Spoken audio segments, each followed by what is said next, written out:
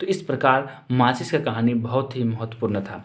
अब हम मोमबत्ती के इतिहास के बारे में चर्चा करते हैं। मोमबत्ती का इतिहास।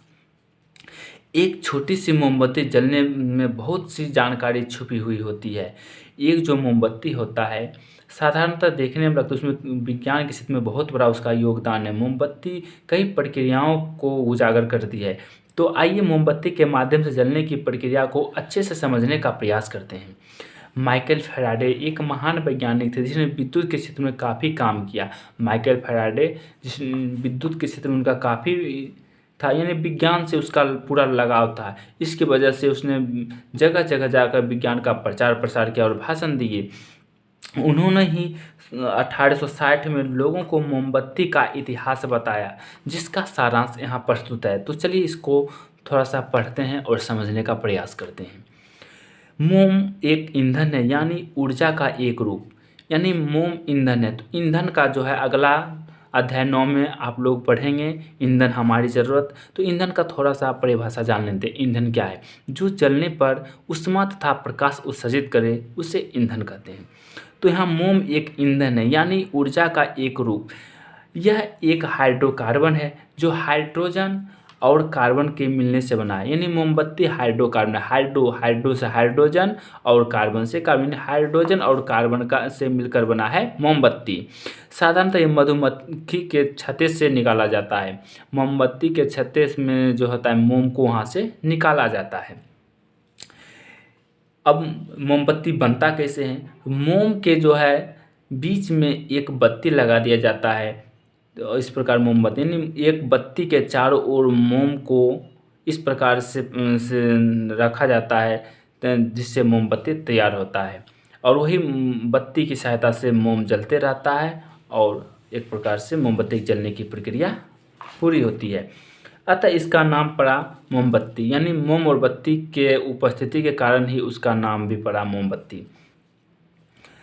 बत्ती पर थोड़ा मोम लगी होती है जिससे जलाई जाती है, तब जलने लगती है। इसके आसपास वाले मोम पिघलने लगते हैं और पिघले हुए मोम धागे की सहायता से ऊपर देती है और गर्म होकर हाइड्रोजन और कार्बन देती है। हाइड्रोजन सुनहली ज्वाला के साथ जलकर वाष्प बनाती है और कार्बन को भी जलाती है और कार्बन का कुछ भाग बच जाता है तो ज्वाला के बाहरी भाग में जलता है। यानी मोमबत्ती हाइड्रोजन एवं कार्बन का मिश्रण है, यानी वो ठोस अवस्था में रहता है। ताप मिलने पर वह द्रव अवस्था में बदल जाता है और ज़्यादा ताप होने पर हाइड्रोजन और कार्बन गैस के रूप में ऊपर उठने लगता है, जिसमें आग की लौ के द्वारा हाइड्रोजन एवं कार्बन जलते हैं। तो हाइड्रोजन जल के जल बनाते हैं, वही कार्बन जल के कार्बन डाइऑक्साइड गैस देती है। तो हाइड्रोजन सुनहली ज्वाला के साथ जलता है और कार्बन के जलने से उसमें धुआं निकलता है और यह काफ़ी मात्रा में ऊर्जा देती है। इस तरह मोमबत्ती प्रकाश एवं ऊर्जा दोनों देती है। यह प्रमाणित भी किया गया है कि आप भी कर सकते हैं।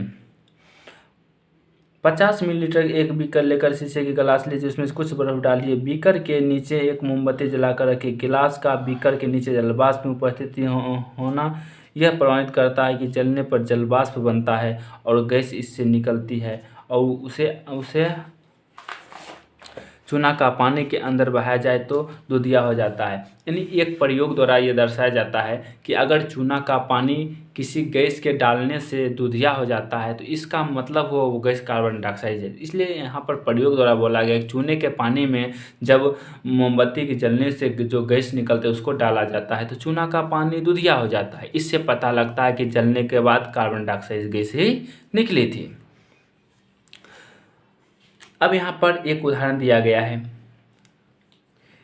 कि दिए के तेल से भीगी बत्ती को देखी होगी। रुई को तेल सोखकर ऊपर में रखा और जलता रहता है। यानी दिया के जलने की प्रवृत्ति को बताया गया कि कैसे एक बत्ती और तेल जो होता है सना हुआ रहता है और उसके ऊपर आग की लौ जलते रहती है। धीरे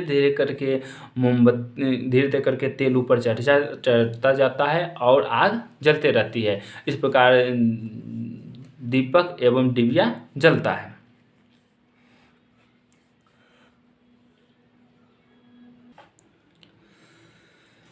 अब यहाँ एक क्रियाकलाप दिया है, क्रियाकलाप 6। इसमें बताया गया कि मोमबत्ती का कैसे गैसीय भाग जलता है। अब यहाँ एक मोमबत्ती लेके उसको 1 मिनट तक जलना छोड़ देते हैं। तो जलते जलते मोमबत्ती अपने जलने की सही प्रक्रिया में आ जाती है, तो उसमें जो होता है मोम पिघलता जलता है और वाष्प बन के जलता रहता है। अब हम मोमबत्ती को एकाएक बुझाते हैं और एक लौ यानी आग की जलती हुई तिल्ली को मोमबत्ती के कुछ ऊपर रखते हैं। तो इससे होता है कि मोमबत्ती वहाँ से स्वतः जल जाती है। यानी बत्ती के निकट नहीं होने के बाद भी जो होता है मोमबत्ती जल जाता है। तो इससे पता लगता है कि मोमबत्ती जलता है, उसको बुझाते हैं तो एक सफ़ेद धुआं ऊपर की ओर उठता है। उस धुआं के संपर्क में जहाँ कोई ज्वलनशील यानी आग जलता हुआ आता है तो मोमबत्ती स्वतः जल जाता है। इससे पता है तो मोमबत्ती गैसीय रूप में बदलने के बाद ही जलती है, यानी ठोस रूप में मोमबत्ती नहीं जलती है। इसी कारण हम सिर्फ अगर मोम को जलाते हैं तो मोम नहीं जलता है, उसको जलाने के लिए बत्ती का होना आवश्यक है।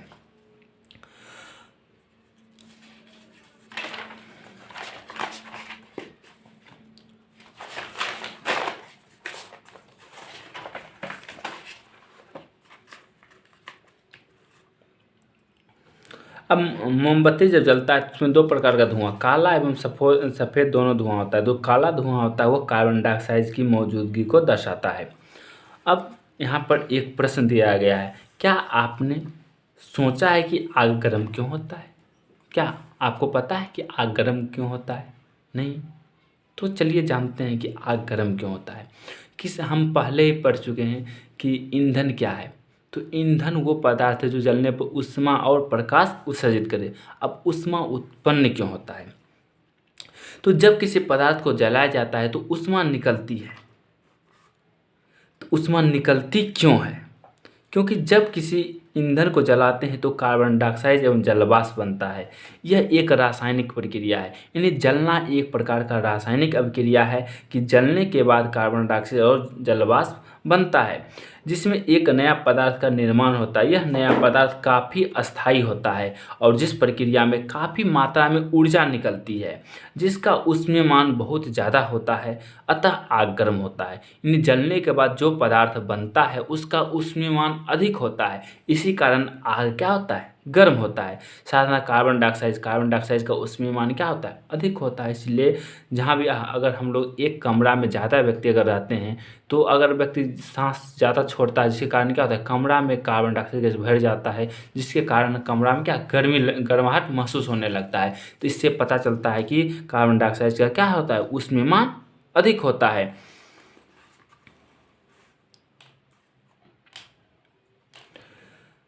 खेत खलिहान दुकान का में काफ़ी आग लगते देखा या सुना होगा। क्या आप जानते हैं कि झारखंड का खनिज इलाका आग के लिए संवेदनशील है? झारखंड में खनन क्षेत्रों में आग लगना आम बात है। तो झारखंड में जो है कोयला का खदान होता है, वहाँ पर जो है आग लगना आम बात है, क्योंकि कोयला के खदान विभिन्न प्रकार का गैस निकलता है, वो ज्वलनशील गैस होता है और थोड़ा सा भी आग के निकट आने के बाद उसमें विभिन्न यानी आग तेज़ी से जलने लगता है। इस प्रकार एक जो है भयावह घटना हो सकता है। अब यहाँ पर आग के बारे में तो जान लिए, आग को जलने की प्रक्रिया के बारे में जान लिए। अब अगर आग जलता है तो आग को बुझाने का क्या क्या तरीका हो सकता है, चलिए इसके बारे में भी जान लेते हैं। यानी आग पर नियंत्रण कैसे करें? तो हम पढ़े थे कि आग जलने के लिए 3 चीज़ों की आवश्यकता होता है: ज्वलनशील पदार्थ, ज्वलन ताप और ऑक्सीजन या वायु। तो हम लोग जो है आसपास देखते हैं जब आग बुझता है तो हम साधारणतः पानी की सहायता से उसको बुझाते हैं। तो क्या हर बार पानी की सहायता से आग को बुझाना संभव हो पाता है? कभी कभी हम लोग ऐसी स्थिति देखते हैं कि पानी डालने के बाद भी आग नहीं बुझता है, तो उस स्थिति में क्या करना चाहिए? तो आग को है जैसे दहन के लिए 3 चीज़ों की आवश्यकता था, उसी प्रकार जो है आग को बुझाने के लिए भी 3 काम करना होगा। पहला है दाह्य पदार्थों को हटा देना, यानी अगर कोई ज्वलनशील पदार्थ या दहनशील पदार्थ है तो उसको अगर हटा देंगे तो क्या होगा? आग बुझ जाएगा। वहीं दूसरा है ऑक्सीजन की आपूर्ति। हमें पता है कि जलने के लिए ऑक्सीजन का होना आवश्यक है। अगर ऑक्सीजन की आपूर्ति को हम खत्म कर देंगे तो वस्तु यानी पदार्थ ऑक्सीजन की अनुपस्थिति में नहीं चल सकता, इससे आग क्या हो जाएगा, बुझ जाएगा।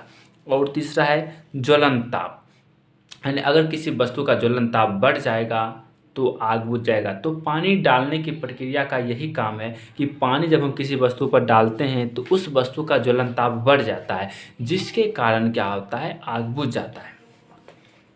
अब यहाँ पर आग बुझाने वाले विभिन्न संयंत्रों के बारे में, अग्निशामक यानी अग्निशामक यंत्र के बारे में जानेंगे। ये अग्निशामक जो है कैसे काम करता है, अगर कहीं बड़ा पैमाने पर आग लगता है तो हम अग्निशामक यंत्र को बुलाते हैं। तो ये अग्निशामक में विभिन्न प्रकार का पानी तथा गैस के माध्यम से आग पर नियंत्रण प्राप्त किया जाता है। तो चलिए एक गैस का बारे में जानते हैं जो यानी आग को बुझाने में मददगार होता है। तो आपने कई बार आग को जलता हुआ देखा होगा, उसमें काला जो धुआं होता है उसके नज़दीक आग की लौ बहुत कम, नहीं के बराबर जलती है। अगर कोई जलती हुई संठी को वहाँ ले भी जाते हैं तो काला धुआं के पास जाने के बाद बुझ जाता है। वो जो काला धुआं होता है कार्बन डाइऑक्साइड होता है, यानी जितना जलने के लिए ऑक्सीजन आवश्यक है उतना ही आग बुझाने के लिए कार्बन डाइऑक्साइड आवश्यक है। यानी कार्बन डाइऑक्साइड की उपस्थिति में कोई भी पदार्थ नहीं जल सकता, यानी वह बुझ जाएगा। अब यहाँ पर दिया गया कार्बन डाइऑक्साइड गैस जो होता है आग बुझाने के लिए पर्याप्त है। तो अग्निशामक जो होता है यंत्र, उसमें जो होता है कार्बन डाइऑक्साइड गैस उच्च दाब पर भरा हुआ रहता है, यानी उच्च दाब पर कार्बन गैस भरा, ताकि ज़रूरत पड़ने पर अधिक से अधिक कार्बन डाइऑक्साइड की आपूर्ति की जा सकती है। और एक दूसरा होता है, यानी एक प्रकार का सिलेंडर होता है जिसमें कार्बन डाइऑक्साइड गैस भरा होता है, और दूसरा प्रकार का सिलेंडर होता है जिसमें कांच एवं शीशे में अम्ल को, जिसमें पात्र में कांच के बोतल में रखा, यानी एक प्रकार उसमें अम्ल रहता है, सल्फ्यूरिक अम्ल रहता है और सोडियम बाइकार्बोनेट इत्यादि का विलयन रहता है। आग बुझाने की प्रक्रिया में जब यानी इसके मुंह को खोला जाता है तो दोनों तेजी से अभिक्रिया करके कार्बन डाइऑक्साइड गैस बनाता है, जो आग का संपर्क हवा से खत्म कर देता है और आग बुझ जाता है। तो ऐसा सिलेंडर आप लोगों ने हॉस्पिटल में, बैंक में इत्यादि जगह देखे होंगे। साधारणतः ये लाल रंग का होता है। अब यहाँ पर कुछ सावधान, यानी आग जो लगता है इसके लिए कुछ सावधानी का बरतना ज़रूरी है, क्योंकि अगर आग को हम बुझाने जा रहे हैं तो आग के जलने का तरीका भी मालूम होना चाहिए। अगर करंट की यानी बिजली की वजह से आग लगा तो वहाँ पानी से आग बुझाना काफ़ी मुश्किल एवं ख़तरनाक है, क्योंकि एक प्रकार का जो होता है पानी की सहायता अगर हम उस आग को बुझाएंगे तो बिजली का तेज़ झटका भी हमको लग सकता है। और जहाँ तेल से आग लगता है वहाँ पानी डालने पर पानी नीचे चला जाता है और तेल हल्का होने के कारण ऊपर आ जाता है, तो इस स्थिति में आग नहीं बुझ पाता है। आपने पेट्रोल पंप पर देखा होगा, पेट्रोल पंप पर बालू से भरे बाल्टी को रखा जाता है। इसके पीछे का कारण है कि वहाँ पर जो है आग लगेगा तो पानी से आग को बुझाना संभव नहीं है, इसलिए वहाँ पर जो है बालू से भरे हुए बाल्टी रहता है, ताकि आग जलने पर उसके ऊपर ढक देने से क्या होता है, आग बुझ जाता है। अब हम, अगर आपके नज़दीक कहीं आग लग जाए, अगर आपको पास फ़ोन कॉल है तो आप कैसे आग पर नियंत्रण प्राप्त कर सकते हैं। तो इसके लिए एक नंबर दिया गया, पटना में इसका नंबर 101 तथा इतना दिया गया, जो आसपास के जो है अग्निशामक का फ़ोन नंबर, इसके अगर इस पर कॉल करते हैं तो आसपास का जो है अग्निशामक वहाँ पर जाके फ़ोन लगता है, जिससे सहायता के लिए वहाँ से व्यक्ति आ सकता है।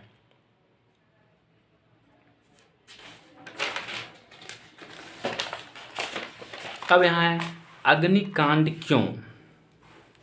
कोयले के खानों में कोयले के स्वतः दहन से कई खतरनाक अग्निकांड के बारे में आपने सुना होगा। हर एक वर्ष कुछ जान माल की क्षति होती है, यानी अग्निकांड एक ऐसा आपदा है जो प्रत्येक वर्ष कहीं ना कहीं छोटा बड़ा रूप में हो जाता है, कभी कोयला खदान में तो कहीं गेहूं के खेत में इत्यादि जगह ये जो होता है अग्निकांड होते रहता है। यानी एक प्रकार का ये बहुत ही घातक आपदा है। तो इस पर नियंत्रण पाना बहुत कठिन है, लेकिन नियंत्रण अगर लोगों में जागरूकता हो तो इस पर नियंत्रण पाया जा सकता है। तो जंगल में स्वतः आग लग जाता है, खान में स्वतः आग लग जाता है, कभी कभी बिजली में कहीं शॉर्ट लगने से भी आग पकड़ लेता है, कभी कभी पर्व त्यौहार में पटाखे जलाने से भी आग अग्निकांड। तो आग जो है कई बार स्वतः लग जाता है, जैसे कहीं पत्थर के टकराने से, कहीं पौधे के आपस में रगड़ने से। इस प्रकार आग कभी स्वतः लग जाता है, कभी कभी मानव की गलती से, जैसे पर्व त्यौहार में कोई बालक बालिका पटाखा छोड़ देता है, इसके कारण ज्वलनशील पदार्थ के संपर्क में आने के बाद ये तो आग लग जाता है। तो वहाँ जो है विस्फोट जो है एक प्रकार का तीव्र दहन है। जब पटाखा जलता है तो उसमें विस्फोट होता है, यानी विस्फोट भी एक प्रकार का दहन प्रक्रिया जो तेज़ी से होता है। अब हम मोमबत्ती के ज्वाला के बारे में जानते हैं। तो मोमबत्ती के ज्वाला के 3 क्षेत्र होते हैं, बाहरी भाग, मध्य भाग और आंतरिक भाग। यानी मोमबत्ती का बाहरी भाग, सबसे बाहरी भाग, और मध्य भाग और आंतरिक भाग। यानी मोमबत्ती का जो लौ होता है उसके इसमें देखिए 3 प्रकार का भाग है, आंतरिक ये अंदर वाला भाग, ये मध्य भाग और ये ऊपर वाला बाहरी भाग। तो यहाँ पर मोमबत्ती के तीनों क्षेत्र के बारे में कुछ जानकारी है, उसके बारे में चलिए क्रम से समझते हैं। बाहरी भाग नीला और अदीप्त होता है, यानी बाहरी भाग नीला और अदीप्त होता है, यानी ये पूरा प्रकाश नहीं देता है। यहाँ पूर्ण दहन होता है, लेकिन वहाँ पूर्ण दहन होता है और यहाँ ऑक्सीजन ज़्यादा उपलब्ध है, यह सबसे गर्म क्षेत्र होता है। यानी मोमबत्ती का सबसे बाहरी जो क्षेत्र होता है नीला होता है और अदीप्त होता है, लेकिन यहाँ दहन की प्रक्रिया पूर्ण होती है, कारण कि यहाँ ऑक्सीजन पर्याप्त मात्रा में मिल जाता है और यह ज्वाला का सबसे गर्म क्षेत्र होता है। वहीं मध्य भाग पीला, चमकदार और दीप्त होता है।